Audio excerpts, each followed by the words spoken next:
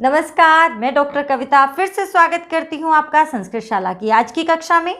और प्यारे बच्चों, आप 11वीं कक्षा का पहला पाठ कुशल प्रशासनम उसका भाग 1 यानी कि पहले 10 श्लोक जो हैं वो बहुत अच्छे से कर चुके हैं। और यदि वो श्लोक आपने अभी तक नहीं किए हैं तो ऊपर चल रहे आई बटन पर क्लिक करके आप उन श्लोकों को देख सकते हैं। और हमारी संस्कृत शाला पर प्लेलिस्ट में आपको ये पाठ मिल जाएगा, तो आप प्लेलिस्ट पर जाकर भी इस पाठ को देख सकते हैं।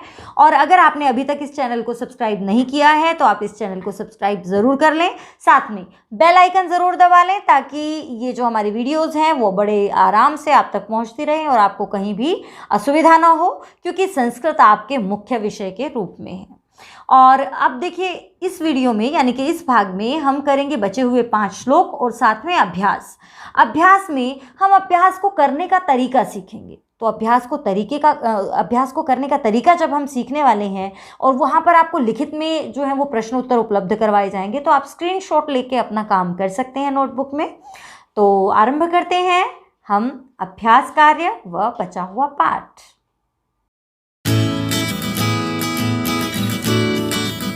आरंभ करते हैं कुशल प्रशासनम का अगला भाग यानी कि अगले 5 श्लोक। 10 श्लोक हम पहले कर चुके हैं, तो चलिए आरंभ करते हैं। और इनका पहले हम कर लेते हैं आदर्श वाचन। तो आरंभ करते हैं। और एक और चीज़ बेटा, आदर्श वाचन करने के बाद संधि विच्छेद पदच्छेद आदि के साथ हम करेंगे एक एक शब्द की हिंदी देखते हुए इसकी हिंदी व्याख्या, और कुछ प्रश्न भी आपसे यहाँ से पूछे जाएंगे कि आपको कितना समझ में आया। आदर्श वाचन।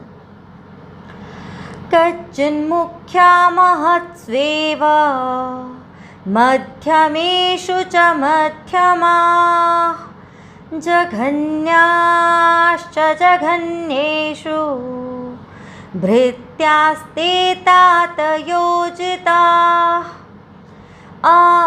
अमात्यानुपधातीतान्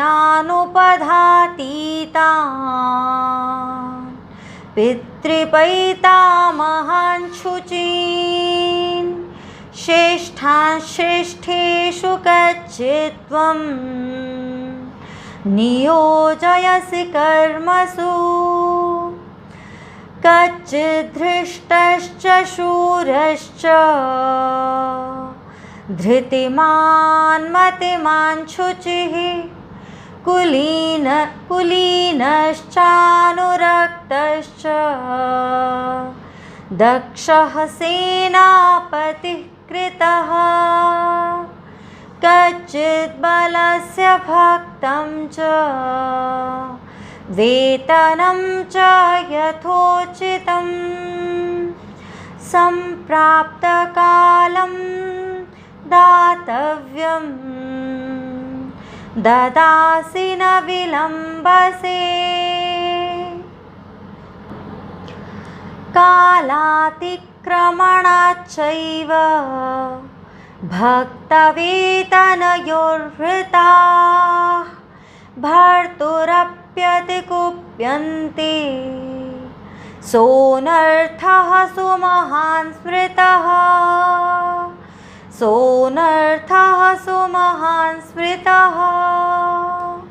तो ये हुआ हमारा आदर्श वाचन। अब हम कर लेते हैं एक एक शब्द को देखते हुए इसकी हिंदी व्याख्या। श्री राम के आज हम राजनीति विज्ञान उसके विषय में आज हम पढ़ रहे हैं। रामायण काल में राजनीति ज्ञान कितना अनुपम था, अनोखा था और कितनी बारीकी से एक एक चीज़ पर विचार किया जाता था, हमने पिछले श्लोकों में पढ़ा। और वही परंपरा आगे बढ़ाते हुए हम पढ़ रहे हैं। कच्चिन मुख्या महत्स्वेव। देखिए, पहले शब्दों को अलग कर लेते हैं। कच्चित जमा मुख्या, कच्चित यानी कि वही मैं आशा करता हूँ। मुख्या मुख्य यानी कि जो प्रमुख होते हैं, प्रधान होते हैं।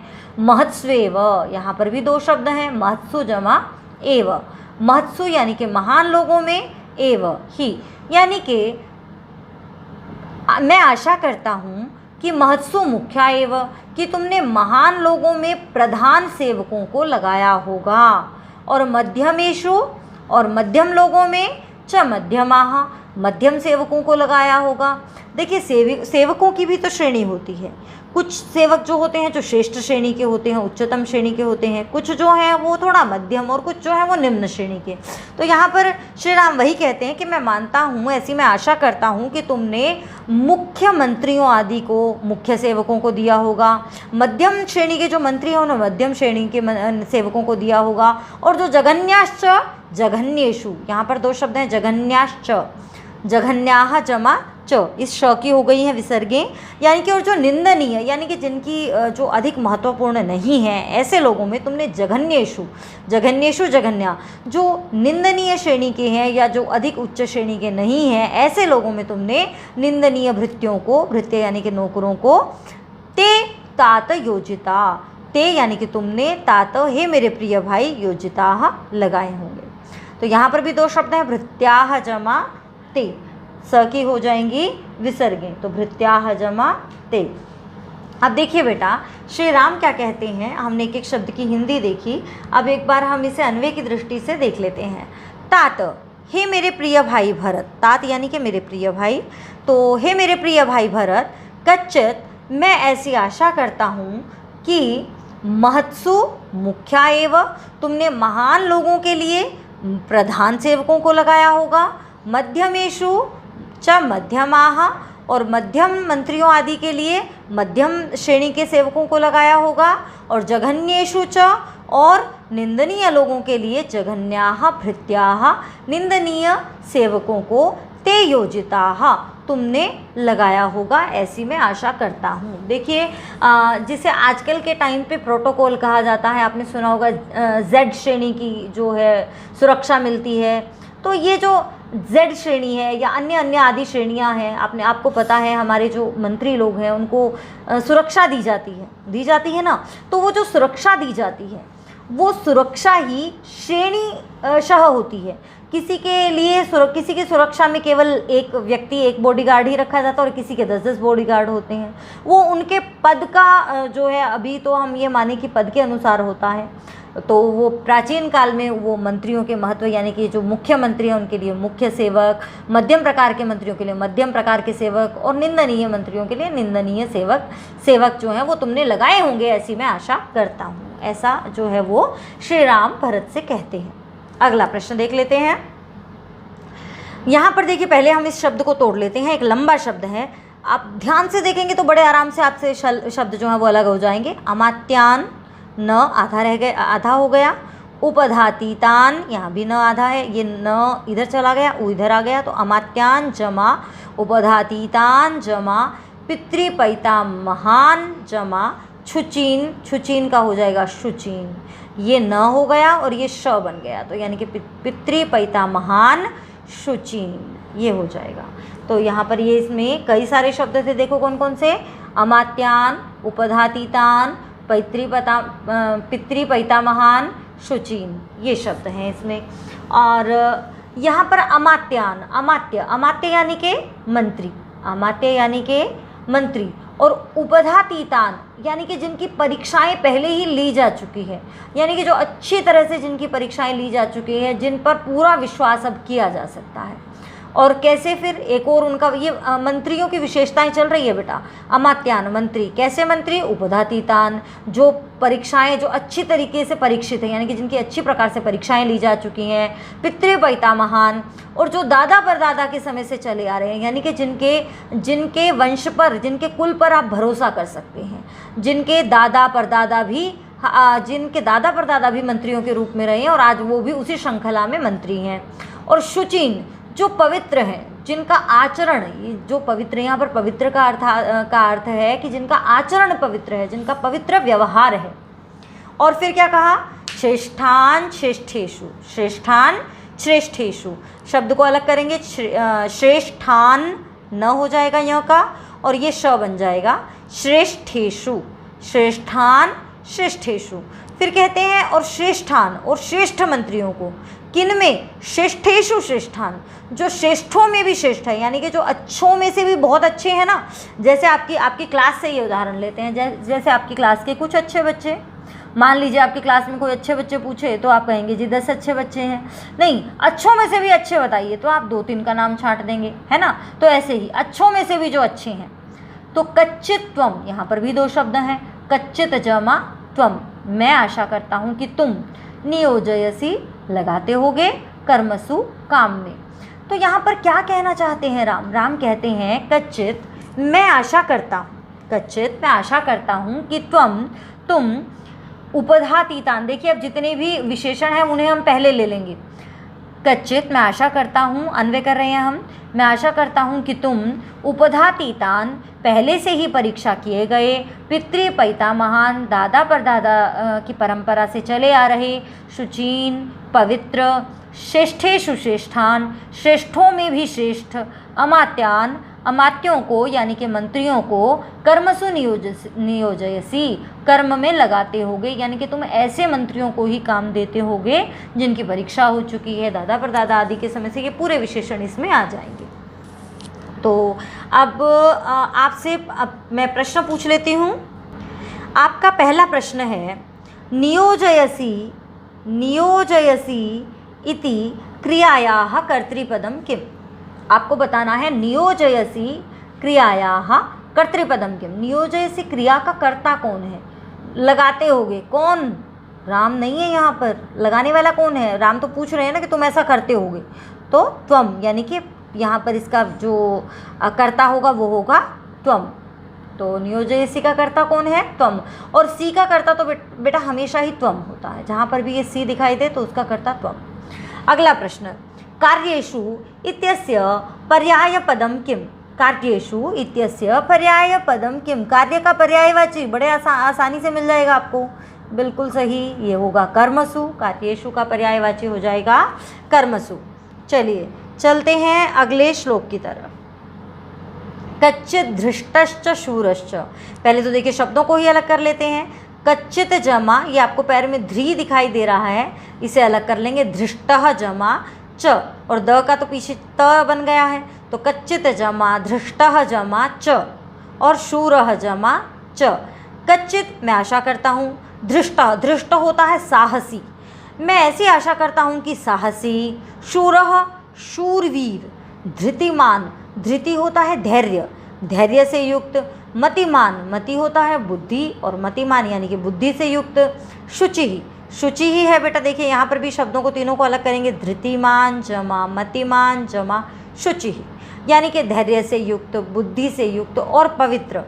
कुलीनः, और कुलीन अच्छे कुल वाला, जिसके वंश में ही अच्छे लोग पैदा होते हैं, यानी कि जिसका कुल भी प्रमाण है, जिसका कुल भी बहुत अच्छा है।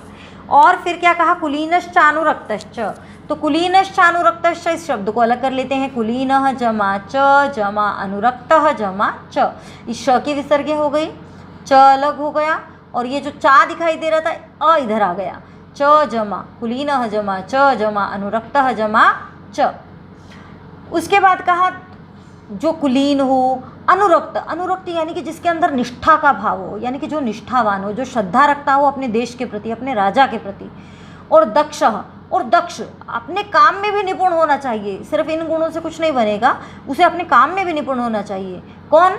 सेनापति कृतः, मैं आशा करता हूँ कि तुमने कैसा सेनापति बनाया। देखो श्री राम ने जो है वो मंत्रियों के गुण बताए, नौकर उनको किस प्रकार देना चाहिए वो बताया, और उसके बाद अब बता रहे हैं कि सेनापति कैसा तुमने चुनना, तुम्हें कैसा सेनापति चुनना चाहिए, और वो कहते इसी रूप में है कि मैं आशा करता हूँ। तो चलिए अब एक बार जो है वो अन्वय के साथ देख लेते हैं। कच्चित मैं आशा करता हूँ, धृष्टः धृष्ट, शूरः शूरवीर, च धृतिमान धैर्य वाला, मतिमान बुद्धि वाला, शुचि पवित्र आचरण वाला, कुलीनः अच्छे कुल वाला, अनुरक्तः च और निष्ठा रखने वाला, दक्षः अत्यंत निपुण, च और सेनापति ही कृतः, तुमने ऐसे व्यक्ति को सेनापति बनाया होगा जिसमें ये सारे गुण होंगे। कौन कौन से? जो साहसी होगा, शूरवीर होगा, धैर्य वाला होगा, बुद्धि वाला होगा, पवित्र आचरण वाला होगा, कुलीन होगा और निष्ठा वाला होगा, और साथ में निपुण भी होगा। तो ये च जो है वो इन शब्दों के बाद आते जाएंगे बेटा। तो ये हो गया हमारा अन्वय के साथ इसकी व्याख्या और साथ में हमने संधि के शब्द भी देखे। अब इसमें से आपसे कुछ प्रश्न पूछ लेते हैं। पहला प्रश्न जो है वो है पूर्ण वाक्येन उत्तरतः, पूरे वाक्य में आपको उत्तर देना है। तो प्रश्न है भरतेन कीदृशः सेनापतिः कृतः, भरतेन कीदृशः सेनापतिः कृतः, तो बताइए भरत ने कैसा सेनापति बनाया होगा या बनाया है। तो ये सारे गुण आ जाएंगे बेटा उसमें। भरतेन धृष्टः शूरः धृतिमान् मतिमान् शुचिः कुलीनः चानुरक्तः अनुरक्तः च दक्षः च सेनापतिः कृतः। तो ये तो इसमें तो लगभग पूरा ही श्लोक जो है आपका इस रूप में आ जाएगा। अगला प्रश्न है, आप ध्यान से सुनिएगा। अशुचिः इत्यस्य विपर्ययपदं किम, बहुत आसान है, ध्यान से देखिए केवल। अशुचिः इत्यस्य विपर्ययपदं किम, अशुचिः का विपर्यय उल्टा क्या है, अशुचिः का उल्टा शुचिः, ये यहाँ से आ जाएगा शुचिः। तो ये हो गया आपका श्लोक। चलिए चलते हैं अगले श्लोक की तरफ। कच्चित् बलस्य भक्तं च वेतनं च यथोचितं, कच्चित् द का त हो गया, कच्चित जमा बलस्य, देखिए कच्चित मैं आशा करता हूँ, बलस्य यानी कि सैनिक को, भक्तम च, भक्तम यानी कि भोजनम, और वेतनम, वेतन तो आप समझते ही हैं सैलरी। तो राम कहते हैं कि मैं आशा करता हूँ कि तुम सैनिकों को सही समय पर भोजन और वेतन सैलरी यथोचितम, और जितनी उन्हें मिलनी चाहिए, कम या ज़्यादा नहीं, जितनी उन्हें यथोचितम, जितना उन्हें मिलना चाहिए, संप्राप्त कालम, और सही समय पर, दातव्यम जितनी उन्हें देनी चाहिए, ददासी देते होगे, न विलंब से उसमें देर नहीं करते होगे। देखिए यहाँ पर क्या कहा है, दो बातें कही हैं। पहली तो ये कि सेना को जो खाना और जो सैलरी देनी है वो यथोचित उनके काम के अनुरूप होनी चाहिए, और संप्राप्त कालम और सही समय पर, और दातव्यम जितना देने योग्य है वो तुम देते होगे, न विलंब से उसमें विलंब नहीं करते होगे। तो यहाँ पर बस यहाँ एक तो संधि यहाँ थी कच्चित जमा बलस्य, और दूसरी संधि यहाँ है यथा जमा उचितम, यथा जमा उचितम। तो बेटा अब इसे एक बार अन्वय की दृष्टि से हम देख लेते हैं। यहाँ पर है कच्चित, मैं आशा करता हूँ कि बलस्य कि तुम सैनिकों को यथोचितम, यथोचितम यानी कि जितनी उन्हें मिलनी चाहिए, दातव्यम देने योग्य, भक्तम च वेतनम च भोजन सामग्री और वेतन, संप्राप्त कालम ददासी सही समय पर देते होगे, न विलंब से उसमें विलंब नहीं करते होगे। तो ये हो गया है हमारा श्लोक। फिर से एक बार थोड़ा सा देख लीजिए।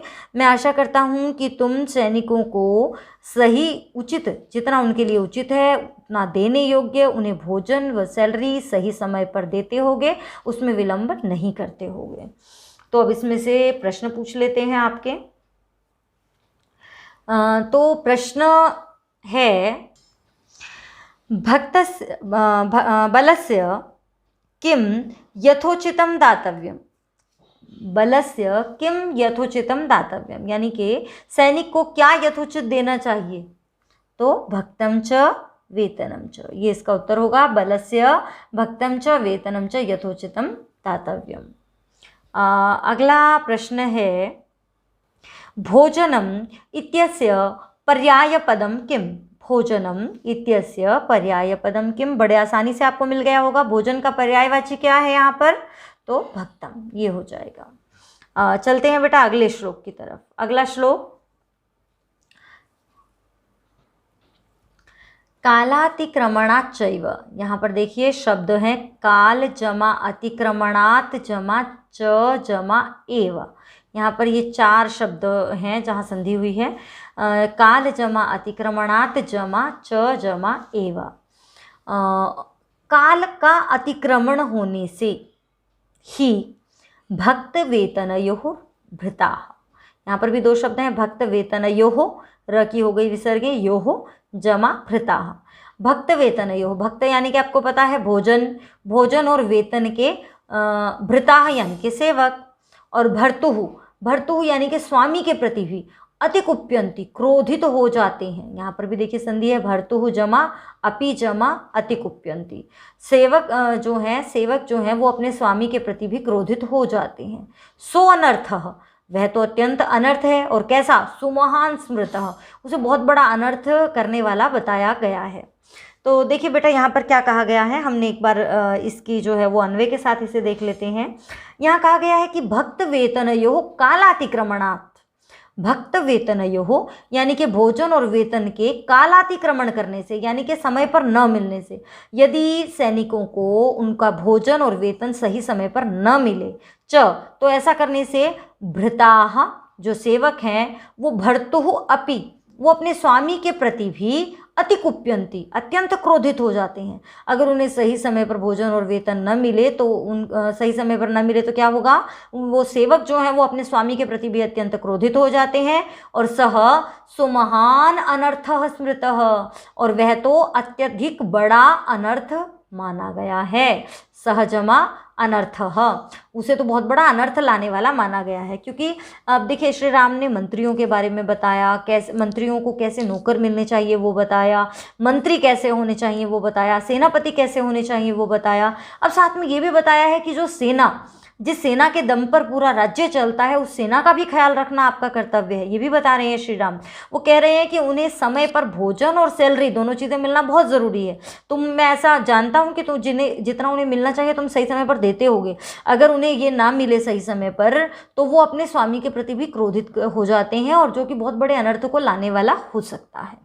तो बेटा ये हुए हमारे श्लोक। हमने यहाँ पर समझा राम के राजनीति विज्ञान को, रामायणकालीन राजनीति विज्ञान को आपने महसूस किया होगा। उस समय का राजनीति विज्ञान जो है वो कितना अद्भुत था, और कितनी छोटी छोटी बातों का ध्यान रखा गया है, कितनी छोटी छोटी बातों का राजा को ध्यान रखना चाहिए।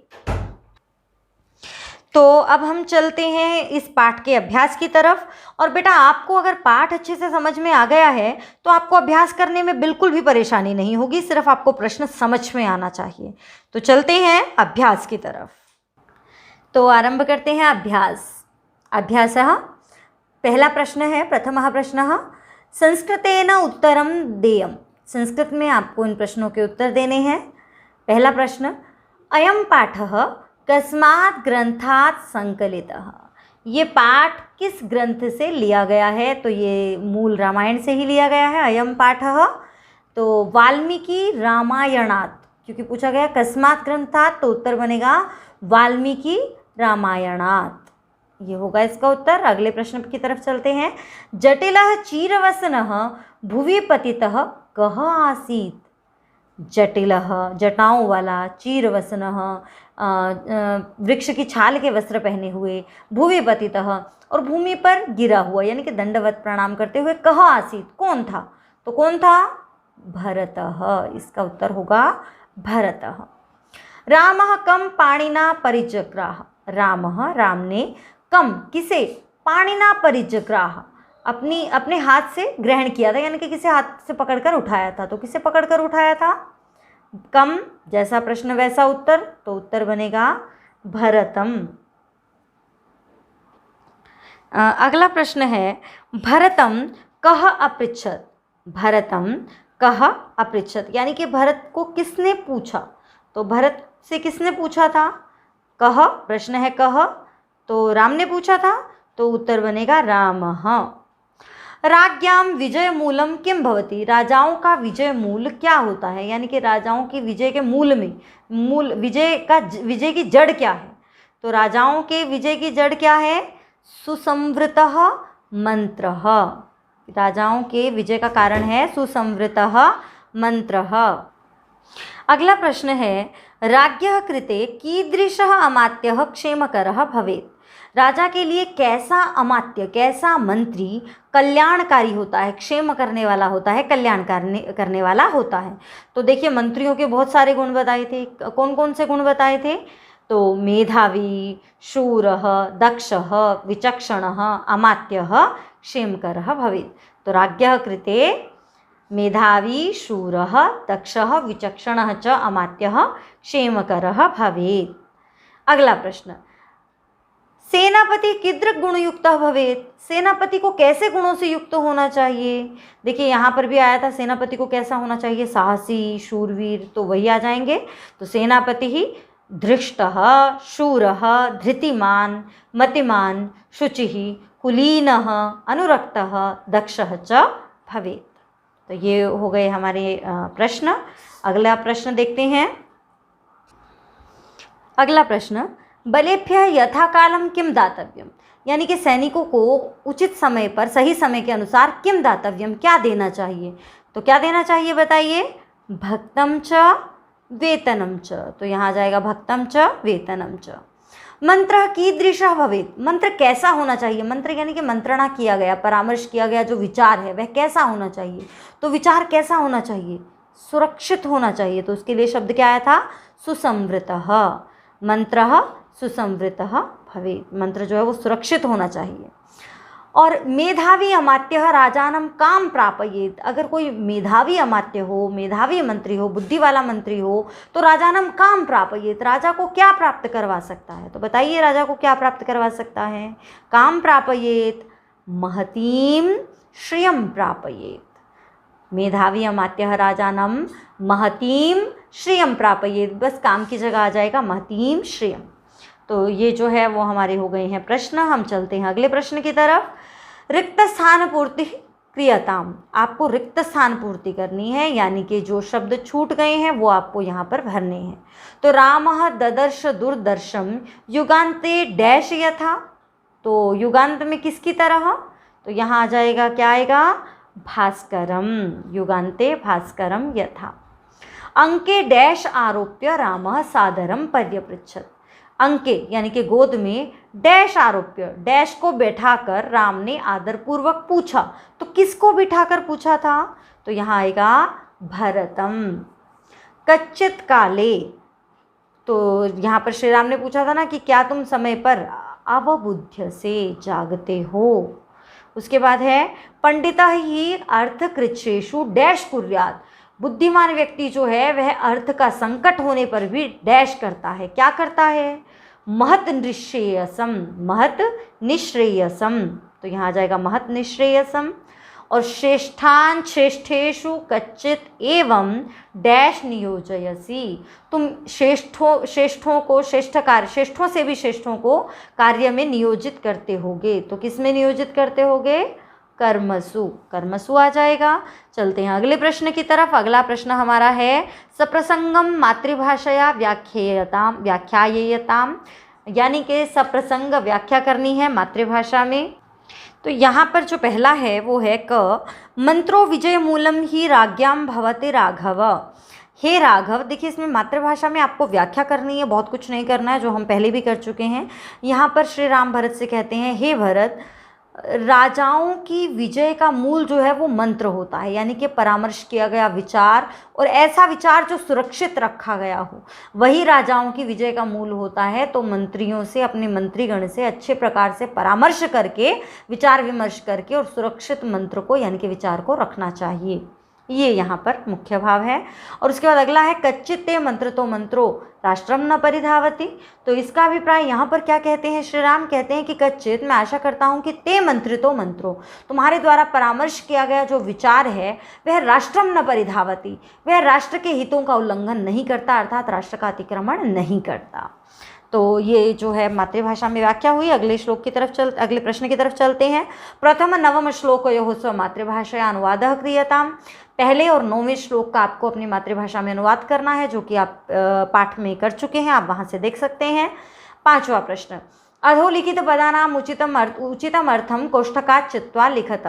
आपको यहाँ पर कुछ शब्द दिए गए हैं जिनका अर्थ आपको पाठ से छांटना है तो और लिखना है। यहाँ पर किससे छांट कर लिखेंगे, उसके लिए आपको यहाँ पर नीचे ये तालिका देखो दी गई है, आलिंगन करके, सूंघ कर, कठिनाई से देखने योग्य, निपुण, सेना का, शिर में और कल्याण को। तो यहाँ पर आप जो है बेटा बड़े आराम से, दूरदर्शन, बड़ी कठिनाई से देखने योग्य, तो ये आ जाएगा। परिष्वज्य, आलिंगन करके, तो ये आ जाएगा। अग्राह्य यानी कि सूंघ कर। मूर्धनि, मूर्धा क्या होता है, सिर, तो सिर में ये या सिर पर। और निश्रेयसम, निश्रेयस का मतलब होता है कल्याण। और विचक्षण, विचक्षण यानी कि निपुण। और बलस्य यानी कि सेना का। तो ये हो जाएंगे इसके अर्थ। चलते हैं छठे प्रश्न की तरफ। छठा प्रश्न है विपरीतार्थ मेलनम क्रियताम, यानी कि विपरीत अर्थ वाले शब्दों को मिलाना है। जैसे एकह, एकह का उल्टा क्या होगा, विपरीत यानी कि उल्टा, तो इसका हो जाएगा बहु। क्षिप्रम, क्षिप्रम होता है जल्दी, और क्षिप्रम का उल्टा क्या होगा, शनैः। और पंडितः, पंडितः यानी कि विद्वान, विद्वान का उल्टा क्या होगा, मूर्खः। और महत्, महत् का उल्टा क्या होगा, लघु, महान, छोटा, है ना। तो चलिए चलते हैं अगले प्रश्न की तरफ। सातवां प्रश्न है संधि विच्छेदः क्रियताम, संधि विच्छेद करना है, जो कि हम पाठ में भी कर चुके हैं, तो अब तो बस आपको फटाफट से करते चले जाना है। तो पहला ही शब्द है कुलीनश्च। इस बीच में जब भी श आता है, च, ये इस तरह की संधि बहुत आती है बेटा, तो कुलीनः जमा च, कुलीनः जमा च हो जाएगा। भृत्याश्च, यहाँ पर भी देखिए च आया है और ये श आ गया, श को हमने विसर्गें कर दिया, तो और आगे और पीछे वाले को तो और को तो छेड़ना ही नहीं है, सिर्फ श की विसर्गें हो गई और ये बन गया भृत्याः जमा च। अगले भी इसके कुछ उदाहरण देख लेते हैं। अब यहाँ भी देख लेते हैं, यहाँ पर भी ऐसे श की विसर्गें, धृष्टः जमा च, अनुरक्तः, अनुरक्तश्च है, यहाँ पर भी ऐसे श की विसर्गें, अनुरक्तः जमा च, शूरश्च, शूरः जमा च। और अगला है अधोलिखितेषु शब्देषु प्रकृतिम प्रत्ययम च पृथक कुरुत, यानी कि प्रकृति प्रत्यय को आपको अलग अलग करना है, प्रकृति और प्रत्यय को। प्रकृति यानी कि धातु और प्रत्यय यानी कि उसके अंत में लगा हुआ प्रत्यय। तो पतितम, देखिए बेटा यहाँ पर त जहाँ पर भी दिखाई दे वहाँ पर ज़्यादातर क्त प्रत्यय होता है, क्त प्रत्यय। तो पत जमा क्त, कौन सा प्रत्यय है यहाँ पर, पत जमा क्त। आघ्राय, जहाँ पर उपसर्ग भी हो और अंत में य भी हो, तो वहाँ पर ल्यप प्रत्यय होता है, तो आ जमा घ्रा जमा ल्यप, ये बन जाएगा आ जमा घ्रा जमा ल्यप। मंत्रणः, मंत्रणः यानी कि यहाँ पर धातु है मंत्र और प्रत्यय है इनि, तो मंत्र जमा इनि। पंडिताः, पंडा शब्द है, इतच प्रत्यय है, पंडा जमा इतच। मेधावी, तो मेधा शब्द है और विनि प्रत्यय है, विनि, मेधा जमा विनि। दातव्यम, दा जमा तव्यत, दा जमा तव्यत। और अगला है स्मृतः, स्मृ धातु, फिर से वही त आ गया तो क्त प्रत्यय है, स्मृ धातु क्त प्रत्यय, स्मृतः। तो ये यहाँ पर बेटा आपका जो पाठ है वो पूर्ण होता है। और यहाँ पर जो ध्यान देने योग्य बात है, इस पाठ में अपने राजनीति विषयक जो है चर्चा पढ़ी, रामायण काल में राजनीति जो है वो कैसी थी वो हमने जाना। और बेटा अब जो मुख्य बात है वो ये, आपका जो इस पाठ का विशेष कार्य है, आपको इस पाठ पर आधारित ऐसे 4 बिंदु जिसने आपको प्रभावित किया, राजनीति के 4 बिंदु जो एक राजा के करने योग्य बातें हैं, उन्हें आपको नोट करना है। कितनी बातें, 4 बातें। आपको ऐसी 4 बातें इस पाठ में से छांटनी है जो एक राजा को ध्यान देना चाहिए, और ये आप मेरे साथ कमेंट बॉक्स में शेयर करेंगे तो मुझे बहुत अच्छा लगेगा। तो चलिए देखते हैं आपको पाठ कितना समझ में आया और कितने बच्चे जो हैं वो इसे कमेंट करते हैं। और पाठों को देखने के लिए देखते रहिए संस्कृत शाला। बहुत बहुत धन्यवाद।